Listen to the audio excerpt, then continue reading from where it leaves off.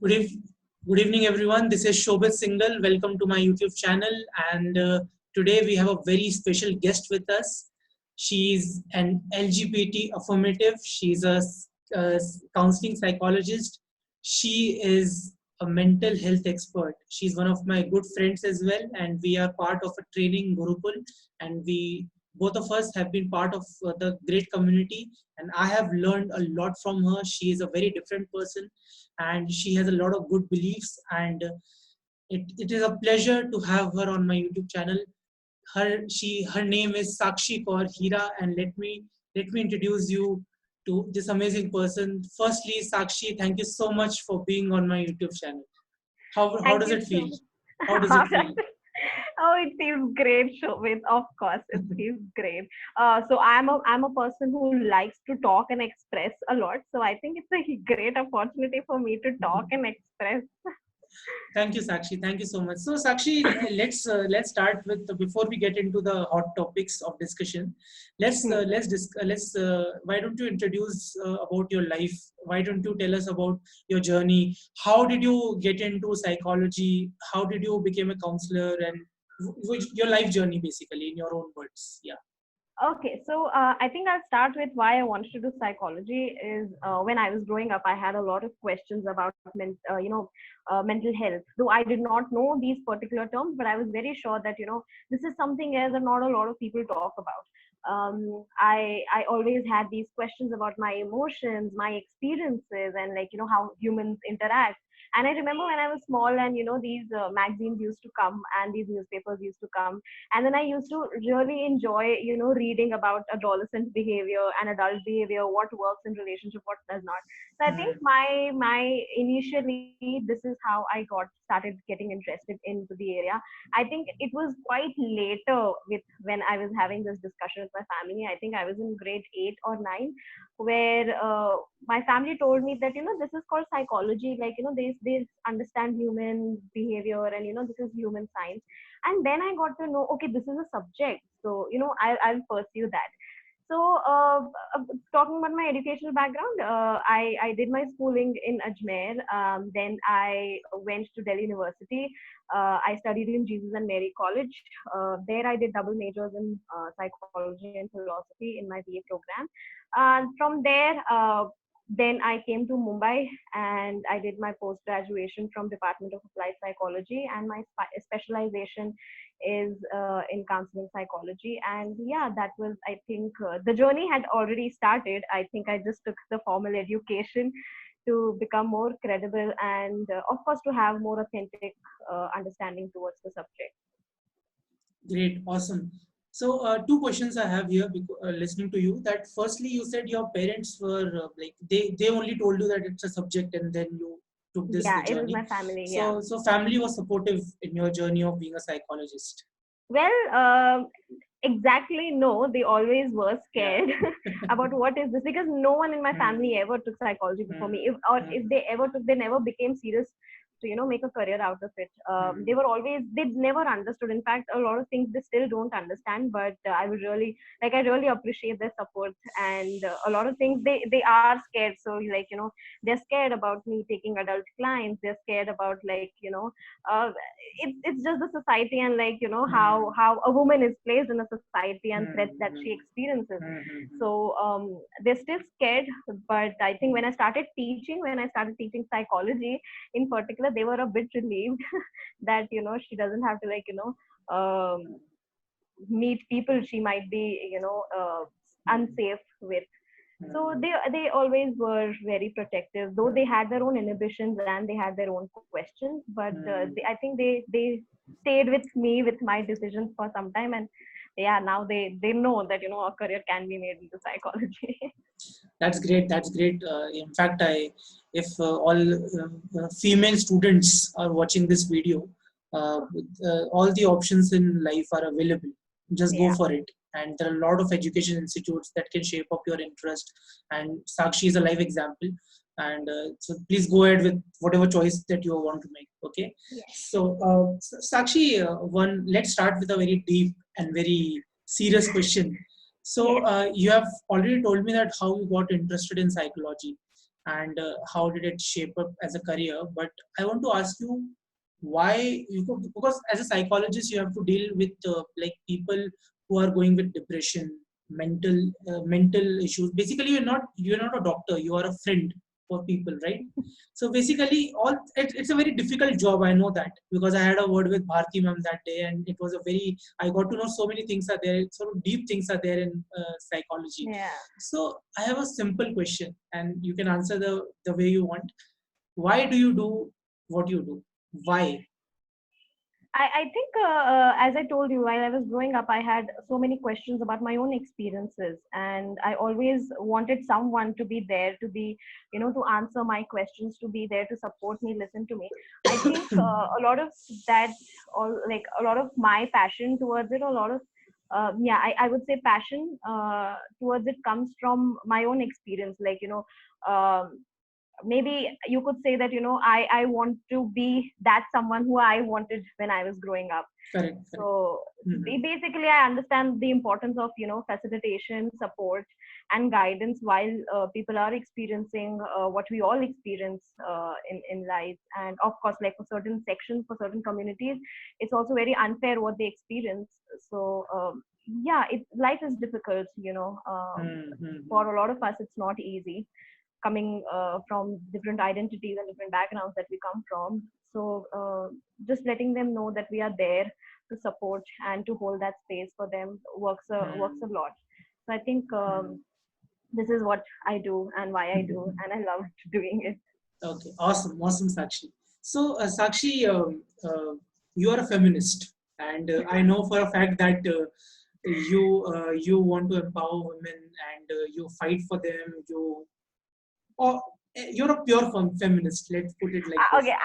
I don't know what is impure feminist, pure feminist, but I'll take the feminist identity. Yes. Okay, so let me be very honest here, and we all know that the world is male dominated. We cannot Hmm. change that reality, and we have to accept the reality. We have to accept it. So, Um, yeah. So I let won't agree. Yeah, okay, yeah. let No, me complete. Let me okay. complete. As of today, the world is male dominated. We all Yes, know that. We all yes. know that. Especially, no matter how modern we become, no matter how educated we become, it is inherent in our blood that like especially in the weaker societies of this country, especially villages, lower middle class families. I have seen that firsthand. So that is there. So I want to understand. The facts are facts. I want to understand from your research or education why is it why it is a fact, why people are or why the society is male dominated. What is the reasons behind that in your own words, if you can share that? Okay, so I think from where I will start is that we do not need to accept that the world, that the world is like this and the world will continue to be like this. Um, and also, what you said that the inheritance and this understanding that the world will remain male dominated is what we question. Mm-hmm. Because a lot of it is not what we carry in genes. Correct. It's what we have in our thoughts. It's what how we Correct. have shaped our minds, our thoughts, our thinking, and this is what places people to unequal levels. So to understand why the world is male dominated is to also get back into the history and understand how it actually started.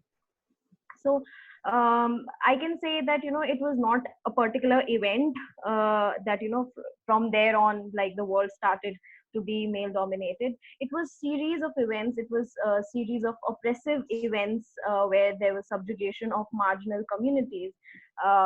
So I would say when, when we started settling in as humans, the system of marriage, when it came into the Mm-hmm. picture, when the system of property and the inheritance of Mm-hmm. property started, it was then that also families started to establish, and so we were getting towards towards more structured and organized. But what happened in that organization and forming structures is that there had to be rules, because no civilized society can actually work without norms or rules. And when those norms or rules were established, it was understood that defining gender roles again would be a very first one of the first things.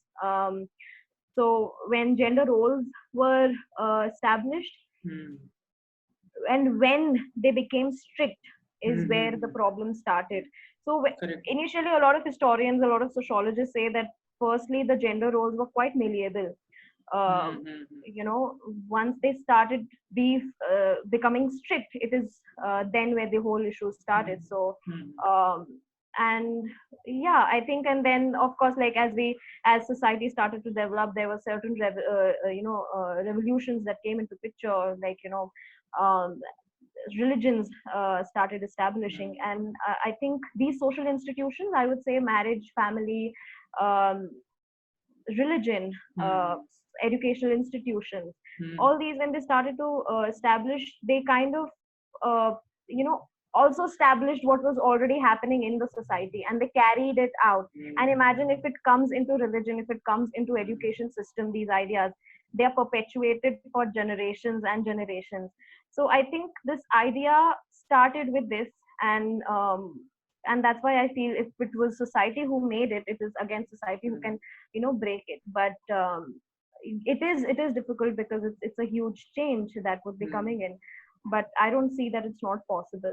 A lot of people have this idea that if not male dominant society, then what? Female dominant society.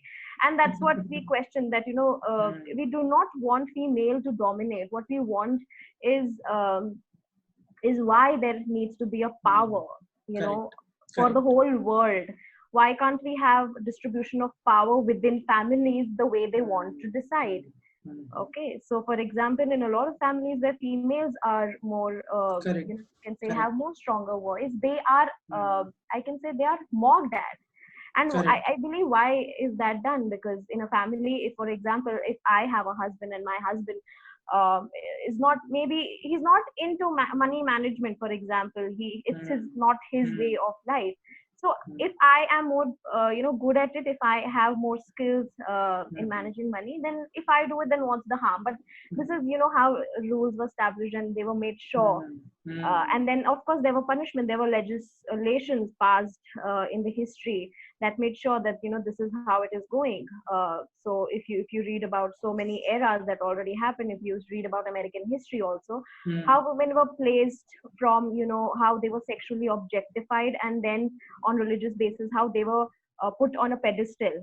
So anyone who's, and those pedestals were of course very I can say unrealistic. So expecting women to not have any sexual urges was also one of the Mm-hmm. pedestals that they were put, that they're so pure that they do not have sexual urges. Correct. So making an unrealistic expectation from women, and this is how various social institutions Mm-hmm. played an important role. And again, educational system, considering Mm-hmm. that females are not good in maths or science, and it kind of perpetuated. I remember there were so many. I knew so many boys while I was growing up, and they took arts, and they were mocked at that are you a girl? Why are you studying arts? So then, can Correct. you see Correct. how the whole society worked together to maintain this, and they're still maintaining it, and that is what we question. Correct, correct. I remember there was when I was very kid, like in I think first standard, there were Milton bottles that used to come, and Hmm. we water bottles, and Hmm. we kids were crazy about that.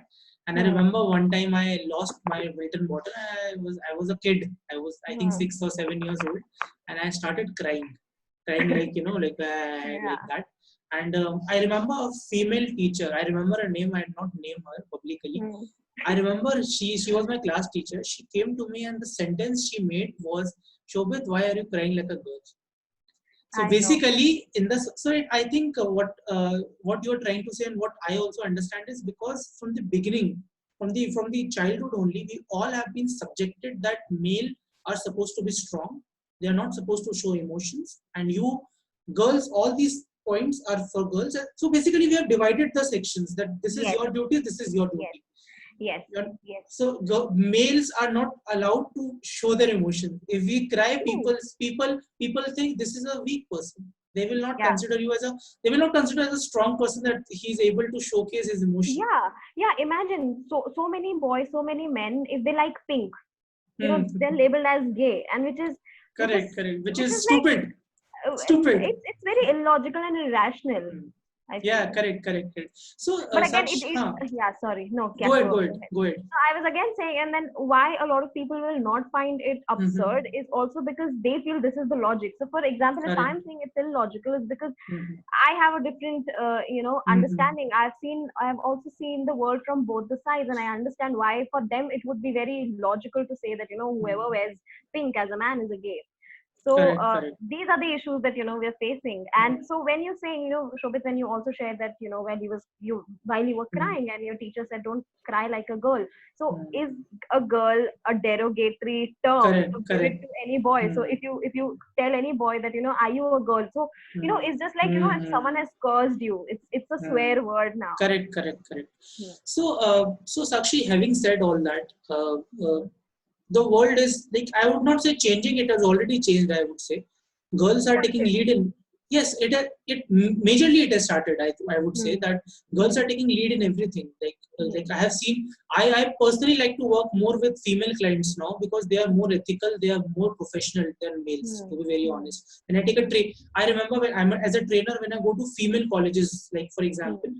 I see more discipline and more concentration with female students. So I like Hmm. to deliver a speech there. So all these things are shaping up. So in your own words, in your own journey, what do you think girls can themselves do to empower them? Why? That because the problem is most of the time we are all looking for answers outside the world. What is happening? Okay. What the girls needs to do on their own to empower themselves, not the women empowerment, self Yeah. empowerment. Yeah. Yeah. So with that, it's a very it can't be a very black and white answer. I'm so Correct. sorry, Shobit, Correct. because who are these women who have Mm-hmm. the power Mm-hmm. to even think that they can be empowered? So Correct. the idea that I have a choice Mm-hmm. is a different thing. So, for example, I had a choice to select this subject or education Mm-hmm. for me.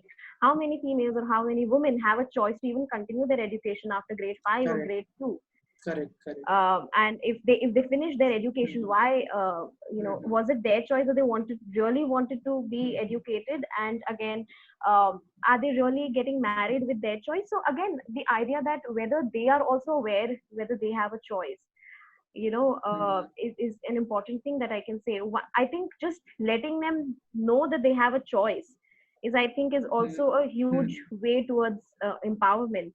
um, because it's so easy for us to to have all these privileges, to have all these choices, and to Mm-hmm. expect women of maybe from marginal Mm-hmm. sections to expect them to be empowered is Mm-hmm. also talking about women empowerment from a very privileged stance, saying that if I Mm-hmm. can be empowered, why can't you?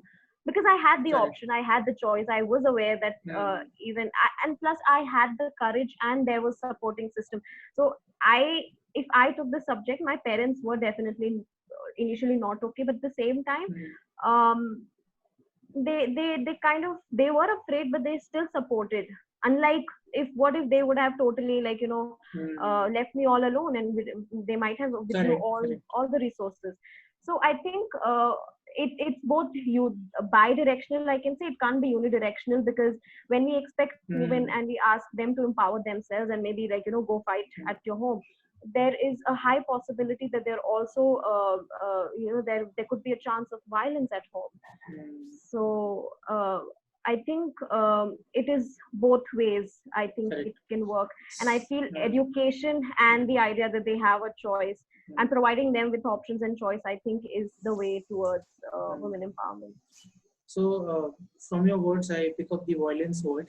And from violence, I remember the article that you shared a Yeah, few days ago about the situation of domestic violence happening due to COVID 19. yeah. So, I want to spend a few minutes on that. And why it is happening? Simple question. Why and how can we stop it? That's the Um, thing. Yeah. see, if you must have read that article, Mhm. it clearly stated that how within our culture, within our society, we never taught men or boys to how to manage their emotions. What we did Mhm. always to them was to suppress, and the only accepted emotion from boys or men was anger. you know. Correct, So we correct. never taught them how to regulate emotions. Yes, it's pandemic, and it's very threatening. We do not know. People might have invested in business. They do not know. It is bringing a lot of changes within, you know, family system, and with economy, family system, and like, you know, you also have to, like, you know, you're always afraid of contamination. Correct. So it is already very anxious state that we all are living in, and if we do not know how to regulate, and we only know that there's an only particular way to express that emotion, and also sometimes I question, do they also even are aware whether they are feeling anxious, and whether it's all absolutely okay for every human being to feel anxious. So I think it is because of this, and also an understanding that women, because of their position, or because of the genitalia they have, it's absolutely okay to to use them as an object to throw out your anger. I This is why I feel it's happening, and it has always been happening. Because of that, I feel we never, in our culture also, we never talk about communicating issues and, you know, settling things, and respecting consent. So I think the idea of consent, communication is not at all present. I think if we teach our children how to manage relationships through communication and consent, I think to a larger extent we can manage not only domestic violence. I feel harassment. I feel these really sadistic pleasures that we get out of mocking people is also, I feel, to a larger extent, I think it will have an impact. And how it can be stopped is, again, working with generations and generations. Like, so for example, if you talk to our parents, people of our parents age, they will find it so difficult to change, Correct. because they have lived almost like 40, 50, 60 years of their life in a particular system. um, so I think the only hope is people who want to change, are ready to change, are looking for opportunities to change, and of course our coming generations. So, so any message you have for all these men who are engaging themselves in these kind of activities? Like, I don't know what to. Any message, short message you have for all of them? My God, it's a huge thing, Shobit. I honestly, I will be honest Be with honest. Be you. honest and blunt. I experience numbness when I think about it, because being a woman, there's also a lot of anger, that I experience. And I don't know. Like, if I say stop doing it, I know it's not going to make an impact. But I'll be very, this is coming from my authentic self, and I would just say that, it's absolutely okay to experience anxiety and various other emotions. It's absolutely okay to feel weak at times, and that can be worked upon. But, you know, showing your anger in such a way where other person is harmed, is feeling threatened, and is not absolutely feeling pleasant in your presence, then there's something maybe, we need to work. And maybe if that is also, you feel that it's the only woman you've ever heard talking about it, and everyone in your family is accepting it, then maybe there's an issue in the system, where the whole system is, established on someone's trauma, someone's abuse and subjugation. So I think this came from very authentic self. I don't know whether this is even psychologically correct or no, because whenever I've thought, I've actually had these thoughts that, when I meet such men, what will I say? But this is it. Like, I feel very numb when I think about it, because the anger in me comes to the surface. I understand. Yeah, even personally speaking, as a man, I hate those kind of people. To be very honest, I genuinely want to do something about it. I don't know what, but genuinely I hate even thinking about it. So, like, I hope this world becomes a better place. So anyway, one more very important issue I wanted to discuss with you, and we all know, I know for a fact that you are an LGBT activist. If I have to. Oh, man. Activist is a very heavy word. But I believe in your belief system and the kind of work that you are doing, especially in the city of Ajmer. Also, I think you started a poll for the rights of LGBT community in your hometown, if I'm not wrong. I know I am collaborating with Yes. it's a group. Mm-hmm. and it's still on its way, and maybe we Yes. might have something coming up. We So, don't know. so I want to spend a few minutes on talking about that.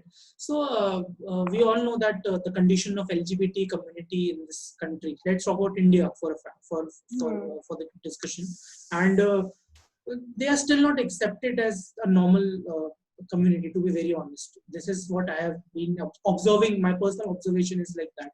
If I tell a person that the person sitting next to you is a homosexual, a gay or a lesbian or a transsexual, they all will feel uncomfortable. That is the reality of the society today. No matter how government feels about it, no matter Article 377 has been lifted, but still.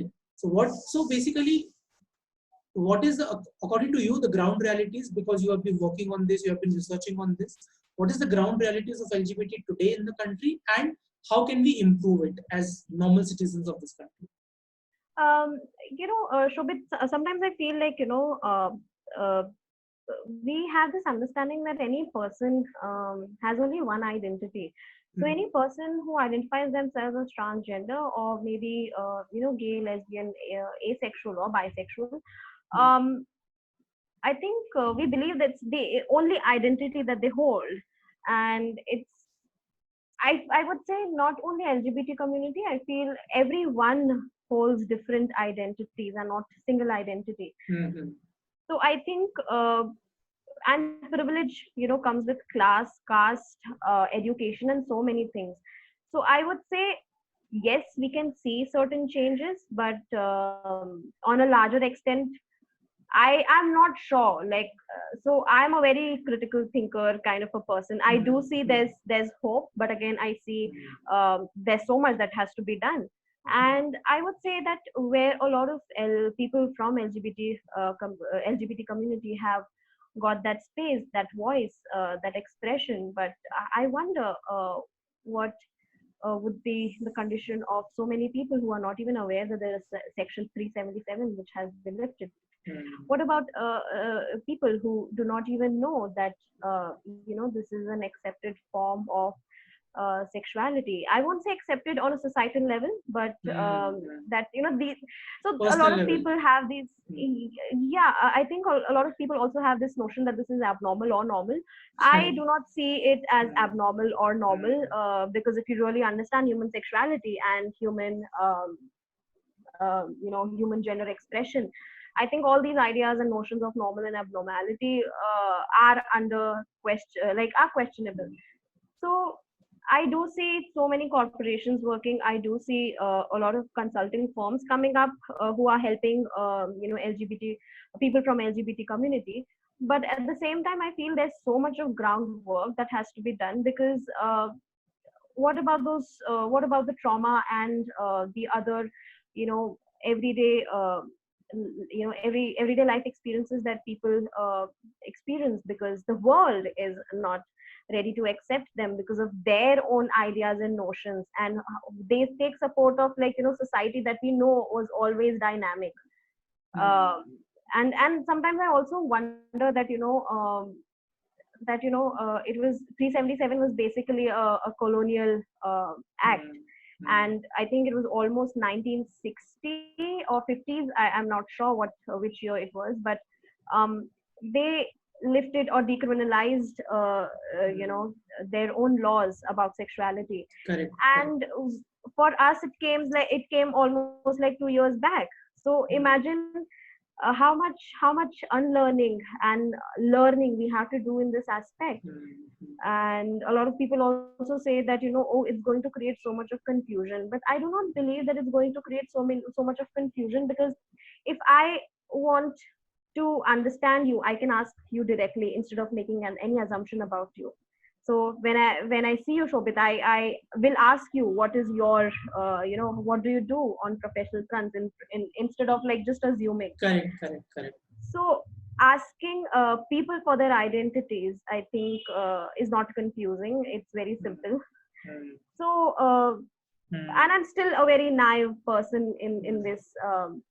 I'm sure there is so much for me also to Hmm. learn, unlearn, and read, and get to know so much, or so many narratives, I can say. So I do not feel, as I told you, again, because a lot of these things are also, traumatic in nature. I have this experience where if I think about it, I feel numb. I And understand. yeah. Yeah, so I I think I always in this aspect my simple thinking is always like I just want to remember the person by the contribution they make to the world in terms of their work. For example, I'm a big fan of Big Bang Theory, that is a TV Hmm. series, and there's a character called Sheldon in that, Hmm. and that is played by Jim Parsons, and Hmm. that person is actually again in the real life, and I don't give Hmm. a damn because he's a great actor. All Hmm. I care about is the work that he has put up on the screen. Hmm. Same goes for Yeah. same goes for Kristen Stewart. Hmm. She's a great actress in Twilight. If you have seen the movie, Hmm. again, if people make fun of Karan Johar, is he straight or gray? I don't give a damn. What I feel about it, he's doing a great job, and Yeah. he has made these great films that we all enjoy. But Those yeah, things are more important. I think, yeah, and at the same time, for example, like, a lot of people would consider that, what. So how you experience it, I see those identities as very important, because Hmm. these identities are coming up front, and Correct. trying to make space in a world where such spaces are not created for people, you know. Who come from diverse sexualities. So that is what, like, but at the same time, I think, coming to it, when we talk about, like, Indian citizens have equal right, and this is what their fundamental rights are. But we also forget that they have different identities. So I'm a working woman. I could be married or single, or I could be, what is my sexuality, what is my Hmm. gender expression, Hmm. what is my education, what is the background that I Hmm. come from, my language, my culture. These are so many identities, and I think Hmm. what is important is how I define my identity. Correct. Whether I want to use that identity for me or no is also an important thing, and I think it is what we also need to understand as a larger society. Hmm. Great, great, awesome, awesome. I think these last 10 minutes was one of the best, most enlightening discussion I ever had. That's And i'm great. not i'm not sure, as I told you, I'm still reading, I'm still learning, and Yeah, yeah. Mm-hmm. and I'm still so naive in this, and I do not know a lot of things that Mm-hmm. came from my mouth were politically correct or incorrect. But I think when I will look at it again, I think I will realize. So just in case because people would be watching this, so just in case if I use some political term in a very inappropriate way, I want to say sorry to whoever felt offended, because I'm also new in this, and I'm also learning and unlearning a lot of things. So my apologies, and I'm trying my best to unlearn a lot of things. There was nothing wrong that you said. I think that all you said is completely true. So, Sakshi, I remember in 2013, I went to Delhi and to meet Hmm. some of my friends, and Hmm. that time we all were students. And Hmm. in December 20, not December, I would say, I think September 2013, I went to Delhi, and there was a friend of mine, and he was studying in Delhi University. Hmm. So we met and we were having a normal discussion. So because that time Nirbhaya case happened in 2012, December 2012. Hmm. So Yeah. he was telling me because he stayed in Delhi, and September 2013, after 7 8 months after the incident, he used to tell me that he was staying at a rented flat, and they were all back. Three friends were staying at a rented flat, as Hmm. bachelors, and the landlord or landlady, they told them, please vacate the house. We don't Hmm. want any male bachelors anymore. Hmm. Hmm. So, and they were looking at them like they are rapists. मतलब Hmm. basically the perception became like every man is a criminal now. Hmm. So having said that, my point here I'm trying to make here is, over the years what I have seen, every man is just in this like for example, if women are suffering in their own way, that's what we've discussed. Men somehow, because there are a lot of, just there was a person called Jaspreet, he was wrongly accused by a girl, Hmm. that Hmm. your Yeah, I social remember that media case. and all these so many incidents are there, that I have seen also reports that many females use rape as a weapon, that this person has sexually harassed me, can you make a case against him or something. So Hmm. the point I'm trying to make here is, according to you, do you think male empowerment or Hmm. male justice in these small cases that we hear, that is also required in some way or the other. What do you think? Yeah, so you're not the first man who has asked me this question. These are questions that um, we experience, and we are asked about it when, because, but what I or my experiences have been with men, very particularly, is that only when a woman start to talk about their abuse and, like, the experiences, it's only then why do they need to talk about. It's okay, yes, it's a safe space, you can talk about the suffering and the experiences that has happened because of the patriarchy, and the social structure. But what, so we women, we do, like, I understand, like, there could be we and you and sort of a thing. We women talk about our experiences of harassment, abuse on a daily basis. It's not, this comes up when men talk about, how they are suffering. So can you see why does these questions only come up when a woman is talking and trying to take that space? It is a very, it's an interesting perspective and an understanding that one can take, is why does all these conversations then take up, or otherwise I do not hear much men talking about how we are suffering. Yes, and again, like, if you're saying that rape is being used as a weapon, or, like, there are certain laws, is also, if you see the rape laws that we have, in it, the language that is used, it's considered that a woman is only raped. So Correct, if you correct, read the law, correct. it says she as a victim. So a victim is always denoted as she. She. So Correct. yeah, so that's what we are also questioning, that, and this is the notion and the notion and the patriarchy which establishes that, men cannot be raped. If men are being raped, they must be enjoying it. There's nothing rape with men. It's all enjoyment Correct, correct, when you talk about sex. And correct. so I think, yes, men also need empowerment, but what kind of empowerment are we talking? Because when we talk about Me Too, that, happened, and it also, that wave also came to India. uh, you tell me, so many women, accused men for harassment, abuse, and so many things. Now you tell me how many men are affected with that accusation, and how many women are affected with that accusation. When a woman talks about her abuse, that a man abused her, it's usually the woman who, experiences so much of backlash than actually a man. For a man, it could be, few days that he has to experience something.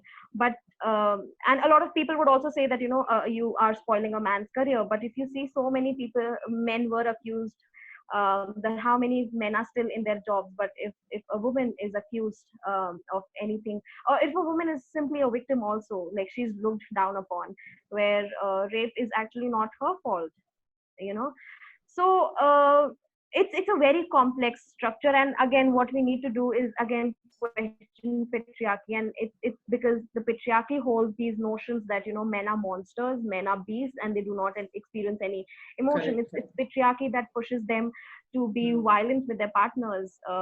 So Correct, correct. I do not believe that men or males are born with this innate idea. Yes, the biology could say, testosterone is linked to aggression and so many other things.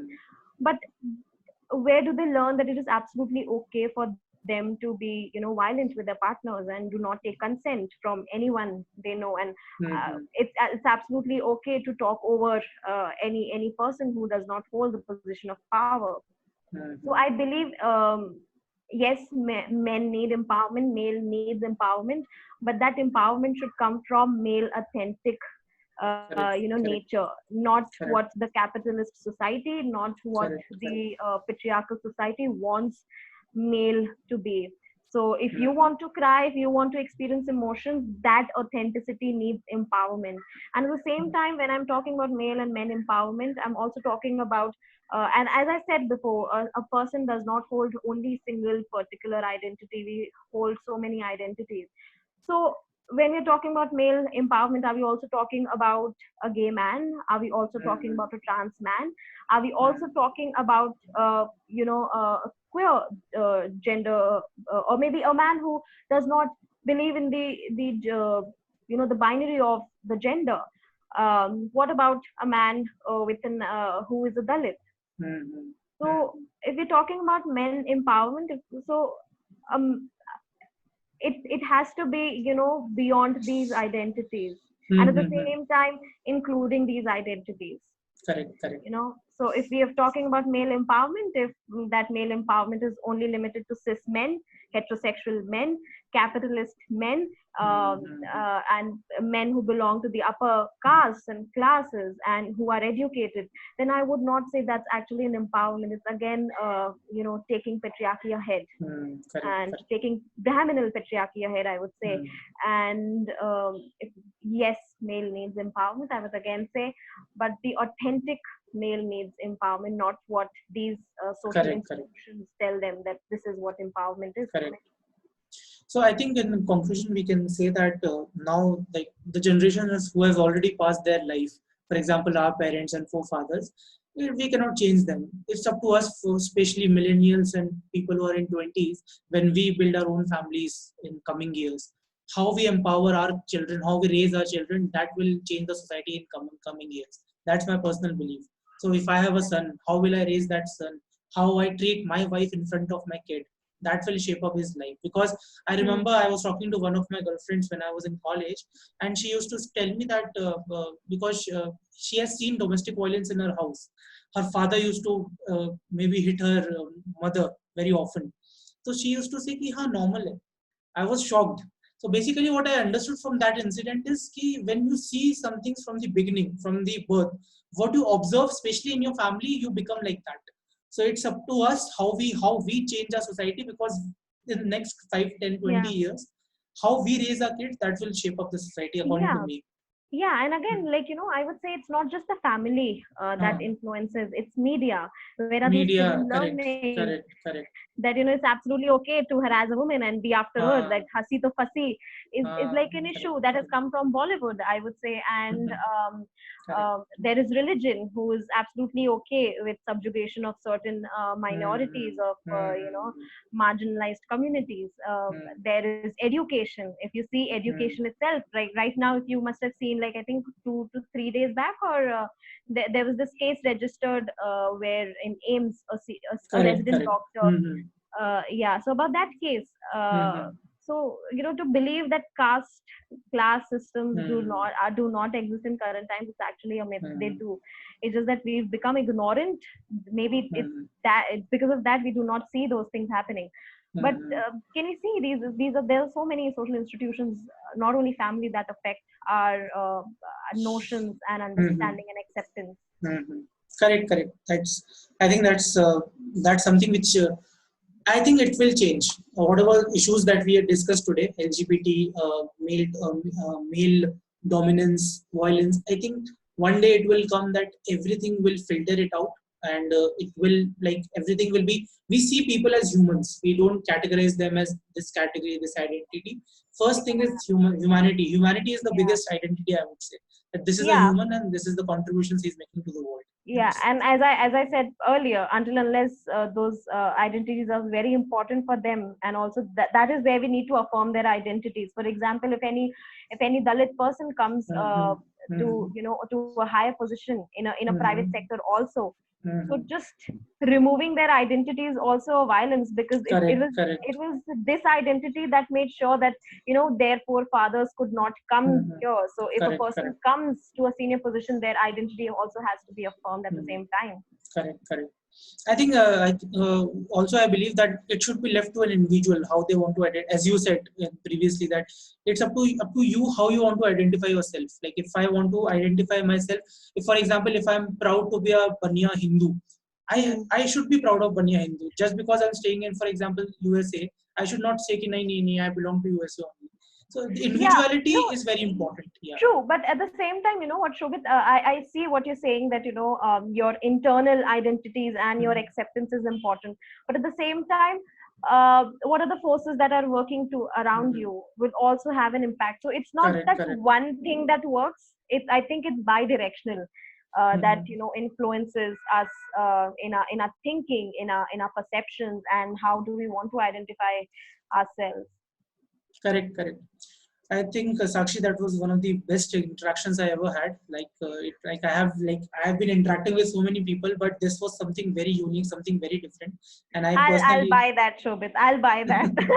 and I personally believe that you are doing a great job. And I think in your trainings, I have attended one of your trainings, and it was one of the best experiences again. And you are doing a great job. You are a good person. Your intentions are good. You are authentic, and that is something which I love about you. So that's something that I'm very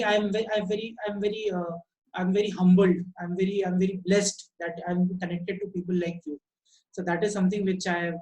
So thank you so much for being part of this.